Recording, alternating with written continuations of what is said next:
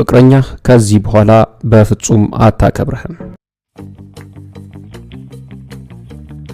ፍቅረኛ ወይም የትዳር አጣማሪ ድንገት ከሜዳ ተነስታ ላንተ የነበራትን ክብር አታቆምም። ይህን ውሳኔ ከመወሰኗ በፊት እጅግ ብዙ ምክሮችን፣ ተግሳጾችንና የማስጠንቀቂያ ምልክቶችን ታሳይሃለች። በዚህ ሁሉ አልሰማ ስትል ግን ላንተ የነበራትን ክብር በዜሮ ለማባዛትና እንደ ቀድሞው ለመሆን ስትወስን ያለምንም ማመንታት ነው። አንዳንድ የምታደርጋቸውና የምታሳያቸው ነገሮች በዚህ ውሳኔዋ እንድትከፋበት ያስገድዷታል። ውድ የቻናላችን ወዳጆች በዛሬው ቪዲዮ ሴት ልጅ ለፍቅረኛዋ ወይም ለባሏ የነበራትን አክብሮት እንድታቆም የሚያደርጉ ምክንያቶችን እንመለከታለን።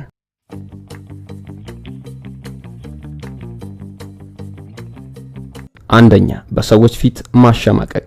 መተራረብና መቃለድ በፍቅር ግንኙነት ውስጥ ብዙ ነገሮችን የማዋዛትና የማሳለጥ ጉልበት አለው። ነገሮች ሁሌ በደረቁ ሲሆኑ የማሰልቸት ባህሪም አላቸው። ነገር ግን ቀልድና ተረብ ትክክለኛውን ቦታና ጊዜ ሳይጠብቅ ከመጣ በአለት ላይ እንኳን የተመሰረተን የፍቅር ጎጆ የመምታትና የማፍረስ ጉልበት አለው።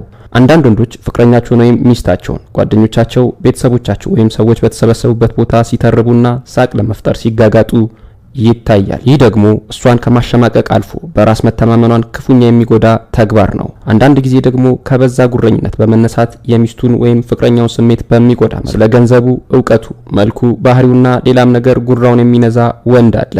እነዚህን የመሳሰሉ የማሸማቀቂያ ተግባሮች ሴት ልጅ ለፍቅር አጋሯ የነበራትን አክብሮት በፍጥነት እንድታጣ ያደርጋታል።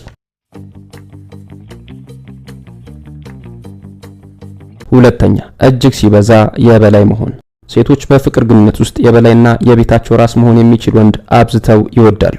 ነገር ግን ራሱን እንደ ገዢ እሷን ደግሞ እንደ ባሪያ ወይም ሎሌ ሊያየት ከሞከረ ለሱ የነበራትን አክብሮት ለማጣት በቂ ምክንያት ይሆናታል። አንዳንድ ወንዶች እንጀራ ቆጥረው ዘይት ሰፍረው ከቤት መውጣት ያምራቸዋል። እንደዚህ አይነት አስተሳሰብ ለሚያራምድ ወንድ ሴት ልጅ ፈጽሞ ክብር የላትም። የጓዳ ጉድጓዳ ነገሮችን መፈትፈት ብቻ ሳይሆን ከልክ በላይ የቤት ውስጥ ስራ፣ በተለምዶ ሴቶች በብዛት የሚሰሯቸውን ስራዎች ካልሰራው ብሎ አምባጓሮ የሚያስነሳን ወንድ በፍጹም ልቧ አታከብሮ። ሴት ልጅ በቤት ውስጥ ስራ ማገዝና መርዳት ግዴታ። ነገር ግን ሙሉ በሙሉ የዚህ አይነት ስራዎች በእኔ ቁጥጥር ስር ይሁን ካልክ ገንዘብህም በረከት አይኖረውም፣ አንተም ቀትረ ቀላል እንደሆንክ ትቀራለህ።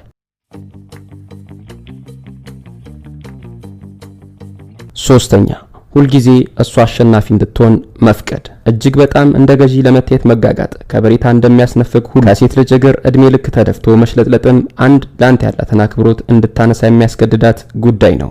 አንዳንድ ወንዶች በፍርሃት ወይም እሷን በማጣት ስጋት ውስጥ ገብተው ከፍላጎታቸውና ከእምነታቸው ወጥተው የእሷን የትኛውንም አይነት ጥምና ፍላጎት ለማርካት ያለበቂ ምክንያት ራሳቸውን ለስቃይ ሲዳርጉ ይታያል። በእርግጥ ሴት ልጅ ለሷ ያለን ፍቅርና እስከምን ድረስ ዋጋ ልትከፍልላት ቁርጠኛ እንደሆንክ ለማወቅ አንዳንድ ፈተናዎችን ልትፈትንህ ትችላለች። እነዚህን ፈተናዎች ለማለፍ ማድረግ ያለብህን ነገር በሙሉ ማድረግ ሊኖርብህ ይችላል። ነገር ግን ሁልጊዜም ጫማዋን ስትልስ መኖር ምርጫ ካደረክ ላንተ የሰናፍጭ ቅንጣት የምታህል ክብር አይኖራትም። በፍቅራችሁ የመጀመሪያ ወራት ሴት ልጅ እጅግ ኃይለኛና እያንዳንዷ እንቅስቃሴን ተቆጣጣሪ ለመሆን ስትሞክር ታስተውል ይሆናል።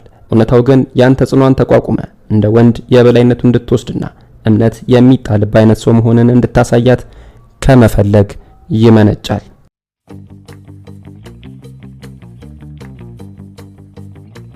አራተኛ፣ ከሌሎች ወንዶች አንጻር ደካማና የራስ አቋም የሌለህ መስሎ መታየት። ይህን ነጥብ እንደ ቀላል አትየው። ሴት ልጅ ፍቅረኛዋ ወይም ባሏ ምን ያህል የመርህ ያቋምና የውሳኔ ሰው መሆኑን ለማወቅ ከመሰለል ወደ ኋላ ብላ አታውቅም። ከሌሎች ወንዶች ጓደኞች ጋር እየተጫወትክ እየተወያየ ወይም እየተዝናና እንኳን ምን ያህል ለራስህ ክብር እንደምትሰጥ ያቋም ሰው እንደሆንክና ራስን ይሆንክ እንደሆነ ትገመግማለች። በዚህ መስፈሪያዋ ቀን ላይ ተገኘ እንደሆን እመነኝ ቤተክርስቲያን የገባች ውሻ ታደርግሃለች። ቤት እንዳንበሳ ወጣ ስትል እንዳንበጣ የሚያደርግ ከሆነ አንተ ላይ የነበራትን ፍቅርና አክብሮት በሙሉ ለዛ የበላይ ሆኖ ለታየው ጓደኛ በማበርከት የንቀቷን ጥግ ልታሳይህ ትችላለች።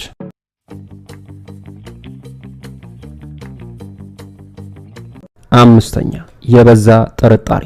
በፍቅር ግንኙነት ውስጥ መተማመን ከጠፋ በፍቅር ህይወት ውስጥ ሊከሰቱ የሚችሉ የትኞቹም አይነት ችግሮች መፈልፈል የሚጀምሩበት ቅጽበት ነው። መተማመንን በብርሃን ፍጥነት ሸርሽረው ከሚጠርጉ ነገሮች አንዱ ደግሞ የፍቅረኛን ወይም ሚስትህን መውጫ መግቢያ ማጥናትና እያንዳንዷን ድርጊቷን የጎሪጥ ማየት መጀመር ነው። ከጀርባዬ የሆነ ነገር እየተካሄደ ነው አይነት ክሶች በመካከላችሁ የነበረውን መተማመን ሲንዱት አንተም በሷ ዘንድ የነበረን አክብሮት የማጣት መነሻ ነው። ብዙ ወንዶች ፍቅረኛቸው ወይም የትዳር አጣማሪ ከወንድ የስራ ባልደረባዋ ጋር ጊዜ ብታሳልፍ ወይም ከሌሎች ጓደኞቿ ጋር ሾፒንግ ብትወጣ፣ ቲያትር ወይም ሲኒማ ታድማ ብትገባ ነገሩ እንደቀላል አያዩትም። ከትንሿ ቅናት ጀምሮ እስከ ትልቁ አደማመን ድረስ ሊሰማቸው ይችላል። ይህ ድምዳሜያቸው ግን በእሷ ዘንድ ከንቀትና ትዝብት ውጪ ሌላ የሚያስገኝላቸው በጎ ነገር የለው። ከዚህ ጥርጣሬ በመነሳት ስልኳን ስትጎረጎር፣ የጽሁፍ መልእክቶቿን ስትበረበር፣ የተደዋወለቻቸውን ስልኮች ስትለቅም ብትገኝ ያኔ ከልቧ ትወጣለህ። ቀሪ ነገሮችን በብልጠትና በሂደት ጨራርሳ ከዚህ በኋላ አብራችሁን እንደማትቀጥሉና ያንተና የእሷ ነገር እንደተቋጨ ታረዳሃለች።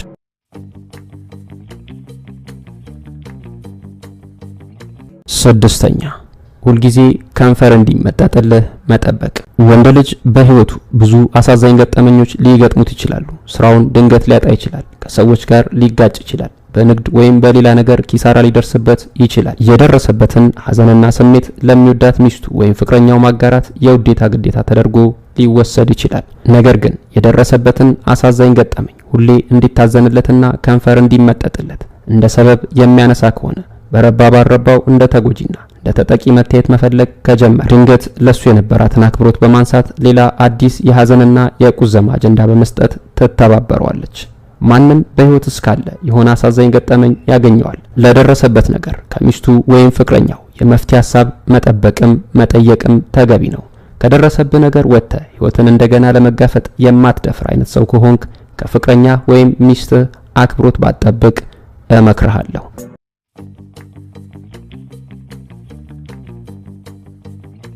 7ኛ ውሸት። ሐቀኛና እምነት የሚጣልብ አይነት ሰው መሆን ሴት ልጅ እንድትወደና እንድታከብር ከሚያስገድዷት ጉዳዮች አንዱ ነው። በጣም ቀላል የምትመስል ውሸትም ትሁን ጫን ያለ ሴት ልጅ ዋሸትን ካወቀች ከዛ በኋላ የምትላትን ማንኛውን ነገር በሙሉ ልቧ አትቀበል። ከዚህ አልፎ በተደጋጋሚ እየዋሻት እንደሆነ ካመነች ላንተ ምንም አይነት አክብሮት ልትሰጥ አትፈልግም።